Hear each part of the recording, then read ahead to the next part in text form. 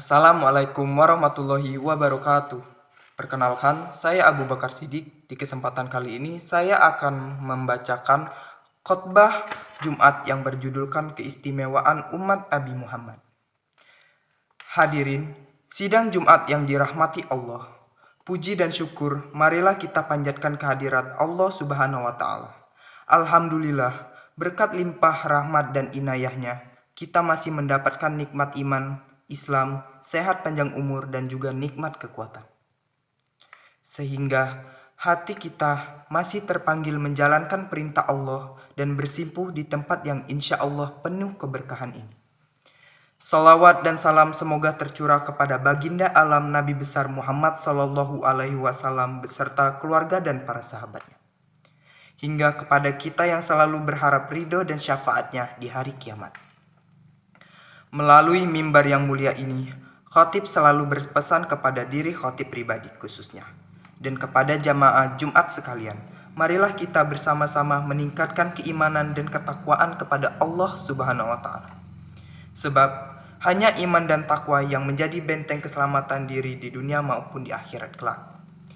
Hadirin sidang Jumat yang dihormati Allah, kita mungkin tak bernyanyi lagi dengan petikan ayat yang menyebutkan, kalian adalah umat terbaik yang terungkap dalam surah Al-Imran ayat 110 yang berbunyikan, kuntum khaira amti rujat linasi tamuruna bimmarufi watot huna ani mukri watusmina billahi, yang artinya kamu umat Islam adalah umat terbaik yang dilahirkan untuk manusia karena kamu menyuruh atau berbuat yang ma'ruf dan mencegah dari yang mungkar dan beriman kepada Allah. Quran Surah Al-Imran ayat 110. Yang jelas ayat itu ditunjukkan kepada umat Rasulullah Sallallahu Alaihi Wasallam. Bahkan ayat ini dikuatkan dengan sabda Rasulullah yang berbunyi, amti khairul amami, yang artinya umatku dijadikan sebagai umat terbaik. Hadis riwayat Ahmad. Pertanyaannya kemudian menyadari kita sebagai umat terbaik. Lalu, di manakah sisi terbaik dan keistimewaannya? Jika menilik kelanjutan ayat ini, maka kriteria umat terbalik. Selain beriman kepada Allah, adalah memiliki kewajiban amar ma'ruf nahi munkar, alias memerintah kebaikan dan melarang keburukan, yang dilekatkan kepada umat Nabi Muhammad. Andai umat terdahulu beriman, serta amar ma'ruf nahi munkar, niscaya mereka pun lebih baik dari umat Rasulullah Sallallahu Alaihi Wasallam. Dalam Tasfir At-Tabari jilid 5 halaman 673 dijelaskan bahwa jika kita lepas dari ciri-ciri tersebut, label umat terbaik bisa saja lepas dari diri kita. Bahkan, bukan mustahil bila kita menjadi umat yang sebaliknya. Demikianlah jika kita berkaca kepada ayat ini dan sebagian tafsir. Meski begitu, kita tidak perlu sedikit pun berhati-hati. Tetaplah berusaha mempertahankan keimanan dan menunaikan amar ma'ruf nahi munkar sesuai kemampuan dan kapasitas masing-masing. Hadirin sidang Jumat yang dirahmati Allah, di samping itu, Rasulullah Shallallahu Alaihi Wasallam juga telah mengabarkan kepada kita sejumlah keistimewaan yang hanya diberikan kepada umatnya. Antara lain, sebagaimana yang diungkapkan hadis berikut ini. Astiyat amati tasalasalam tuto ilalan biyah, yang artinya, umatku telah diberi 3 hal yang tidak diberikan kecuali kepada para nabi saja.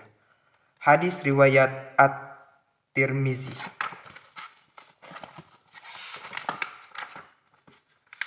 Lanjutan hadis ini menyebutkan bahwa keistimewaan umat Nabi Muhammad adalah, pertama, perintah Allah untuk berdoa sekaligus jaminan dikabulkannya.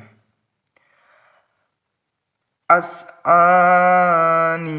sahib lakum, artinya berdoalah kepadaku, niscaya akan kuperkenalkan bagi kalian. Quran Surah Al-Mu'min ayat 60. Berbeda dengan umat terdahulu yang diperintah berdoa dan dijamin pengabulannya hanyalah Nabi saja. Kedua, pernyataan Allah bahwa zatnya tidak menjadikan suatu kesempitan dalam agama. Dahulu, pernyataan itu hanya ditunjukkan kepada para nabi saja, sedangkan sekarang ditunjukkan kepada umat Rasulullah Shallallahu Alaihi Wasallam secara umum. Wa ma ja'alta layyakum fi dini min arah. Artinya, dia sekali-sekali tidak menjadikan kalian dalam agama suatu kesempitan. Quran Surah Al-Hajj ayat 78. Ketiga, pernyataan Allah yang menyatakan bahwa umat Rasulullah Shallallahu Alaihi Wasallam dijadikan umat pilihan sekaligus saksi bagi manusia yang lain, sementara dulu Allah hanya menjadikan saksi dari kalangan nabi saja.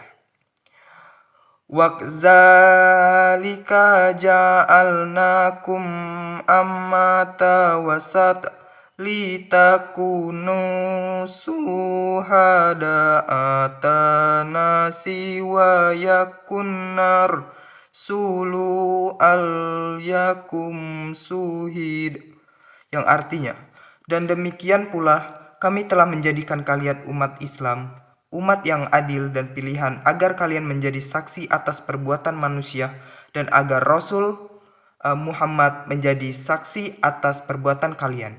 Quran Surah Al-Baqarah ayat 143. Keempat, kalimat istirjah, yaitu innalillahi wa innalillahi raji'un ketika datang musibah. Hal ini sesuai dengan hadis Rasulullah Shallallahu Alaihi Wasallam yang artinya, umatku diberi sesuatu yang belum pernah diberikan kepada yang lain. Nabi Daud alaihissalam pun hanya mengucap ya asifi, menyesal sekali ketika mendapat musibah. Sementara umatku diberi perintah untuk mengucap innalillahi wa innalillahi raji'un.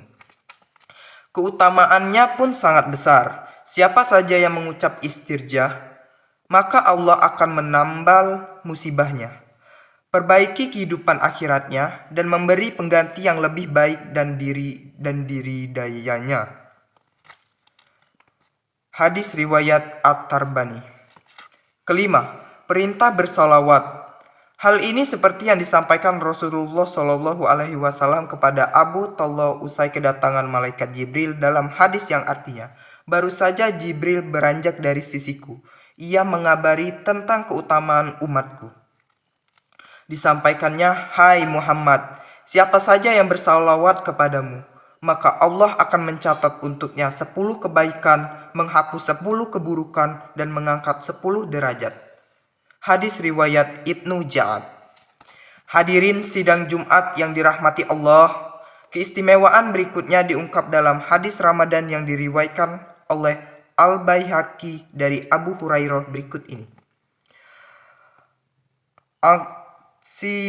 Aktiyat amti fi sa'iri rabmas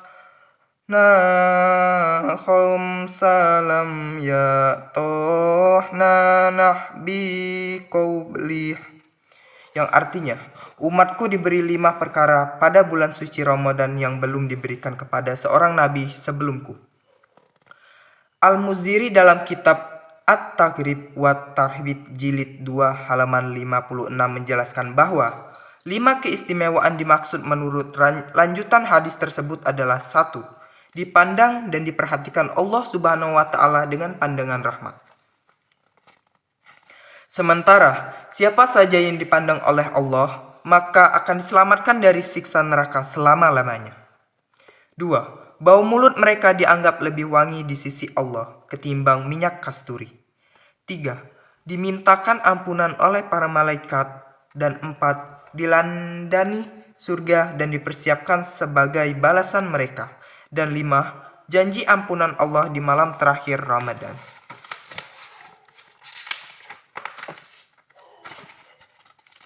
Hadirin sekalian, itulah sejumlah keistimewaan Nabi Muhammad Shallallahu Alaihi Wasallam yang belum pernah diberikan kepada umat-umat sebelumnya. Semoga Kita diberi kekuatan untuk mempertahankan dan menyandang predikat umat terbaik di sisi Allah dan di akhirat kelak. Kita meraih balasan surga indah darinya. Amin ya rabbal alamin. Wassalamualaikum warahmatullahi wabarakatuh. Sekian pembacaan khotbah atau presentasi saya kali ini. Saya mohon maaf kalau masih ada kekurangan. Kepada Allah saya mohon ampun. Wabillahi taufiq walhidayah. Wassalamualaikum warahmatullahi wabarakatuh.